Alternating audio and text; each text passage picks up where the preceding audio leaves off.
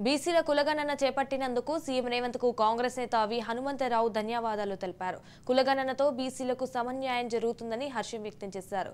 విద్య, ఉద్యోగ, ఆర్థిక, రాజకీయ రంగాల్లో బీసీల వాటా మెరుగుపడుతుందన్నారు. 18th సెంచరీలో బడుగు బలైన వర్గాలు చదువుకుంటేనే భవిష్యత్తు అని ఆలోచన చేస్తే ఆ తర్వాత ఆయన శిష్యుడుగా బాబాసాహెబ్ అంబేద్కర్ చదువుకొని బ్యారిస్టర్ అయి రాజ్యాంగం రాశాడు. మన కులగణ ఎప్పుడు జరిగింది? 1831లో అయింది. ఇప్పటిదాకా కులగణ జరగలే.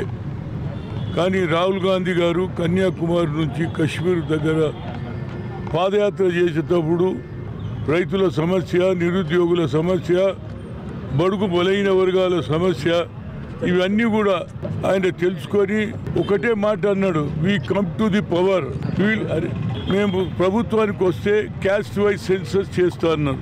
రేవంత్ రెడ్డి ముఖ్యమంత్రిగా అయిన తర్వాత మొట్టమొదటి కార్యక్రమం మొన్న జరిగినటువంటి అసెంబ్లీలో యునానిమస్ తీర్మానం బీసీ మినిస్టర్ అయినటువంటి పొన్నం ప్రభాకర్ నాయకత్వంలో మేము తప్పనిసరిగా కులగణన చేస్తాం. దానికి బడ్జెట్ కూడా కులగణన చేయడానికి కూడా రిలీజ్ చేయడం జరిగింది.